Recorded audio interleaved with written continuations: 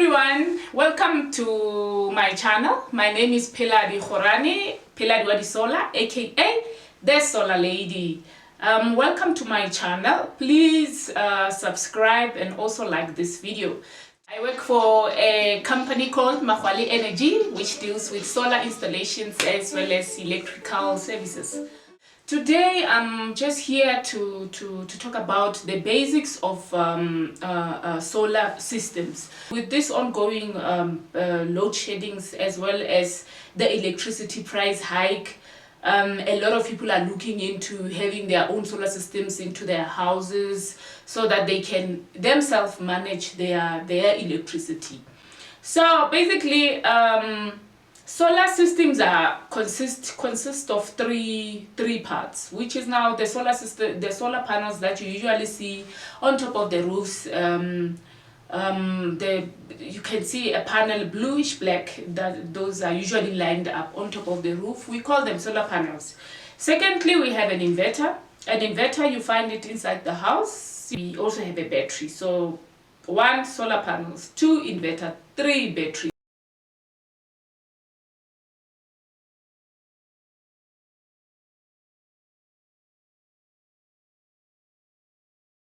Those are 3 components or main components of a solar system. Let me break it down a little bit. Let me start with the solar panels. Here is what a solar panel is and what it does. Solar panels are usually rated in watts. What can I say? Where is that English word? It transforms the sunlight into electrical energy, depending on how big the panel is or how many they are, and as well where it's facing. It will give you a certain wattage. When it comes to solar panels, guys, I usually like to tell my clients that your macaroni solution, it's not your solution. You might be in the same area, but your macaroni's house is not facing the same direction as your house.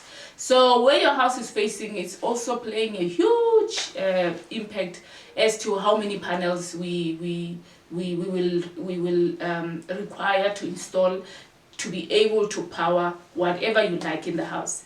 And then we'll go to the inverter. Inverters are rated in kilowatt. So now inverter, the kilowatt rating, you simply just means how much of appliances or how much of load you can put under that system at once. Okay, and then we have quite a few also factors that we look at when we select an inverter, but I'll just name a few. Of course, there are many other features that we look at when we select an inverter, but I'll just mention 4 main ones that usually play a very big role, which is now the kilowatt. I've already mentioned is how much is number 1 is how much load that system can take at once. And then number 2, we will look at the functions of the inverter. We have so many different functions that come with different inverters. For example, we have maybe a dryer, for example, or a sun sink that can be able to feed back the electricity, the excess electricity, which means if your solar system during the day you are not using it in the house, they can feed the excess power or that extra power to your geyser and also to your stove, which is now, those are non-essential loads, the load that we don't put under the system. And the essential load is the one that we put your TVs, your fridge, your lights. Those are the ones that when you come to us and say, I want an inverter to power this, we now call those things that you want to power essential loads.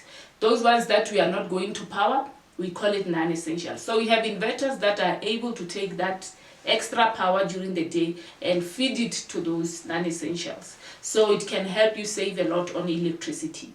So, and then number 3, we will look at the warranty of the inverters. Inverters come with different warranties. Sometimes you get a year, sometimes you get years. So obviously we look for a solution that will at least have a little bit longer warranty. We also look at how much that inverter, that is point number 4, how much that inverter, how much of the sun that inverter can take. Inverters are not made equal. There are inverters that the size is the same size, maybe it's a 5 kilowatt inverter, but it cannot take maybe 5 kilowatt sun the solar panel energy. So we look at those factors. Then what you want to do with the inverter, it will determine what kind of inverter you like. That's where the functions come in. You find that some inverters, they are not able to help you save electricity during the day. They always take electricity first. They don't have a function whereby they will take only solar, and then if the solar is not enough, they can take that ESCOM. So we have different functions when it comes to inverters. So don't be surprised. Sometimes you make a quotation, you find that somebody tells you 100k, you find that somebody tells you 80k. You must understand what functions that inverter is coming with and how big it is.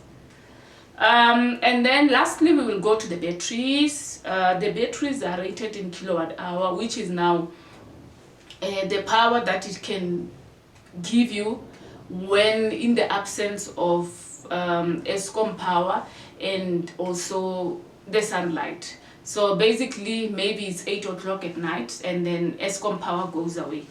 Then that time that your battery will cover the load that you have at that time. So don't forget that if Pheladi's 5 kilowatt hour battery is lasting here 2 hours, it doesn't mean yours will last you 2 hours, because what you are putting on the load, what you are plugging in your house, will determine now how much the load you will be drawing on it. So it's always good to check what to be honest as well to the installers, what exactly are you going to have under the system. You have to adjust some of the things in your house. So getting a solar system in for these load sheddings and everything, it doesn't necessarily mean that you take yourself out of load shedding. It basically means you're going to manage your own load shedding. So you have to manage how much load you'll be putting on that system so that it will last you longer. You take care of your solar system take care of you. And please don't forget, solar systems are not one size fits all.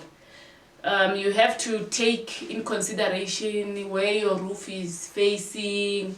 You have to take into consideration how much appliance you have in the house. And then also you have to take into consideration how long you're going to need the battery power for. For today, I think that's it. That is just answering one of the most asked question in terms of what is a solar system, what does it do. And let me just also add on that, there is a system called the backup system. That system is just that inverter and a battery. It doesn't include the solar panels. So obviously then that means you will only have ESCOM charging your battery through that inverter. And then if there is no ESCOM for a day, obviously your power will deplete. But if you add solar panels onto it, when it's during the day, it's able to charge the battery, and then during the night you can go on with the battery. So, but yes, there's a backup system, only inverter and battery, which is now just a solution for load shedding. So please don't forget, all inverters are not made equal.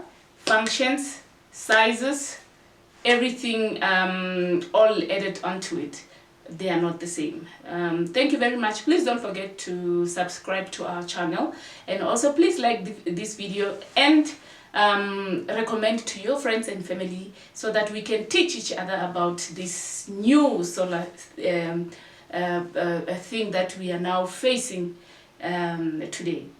Thank you so much. Please watch out for our next video, subscribe so that you can keep up to date.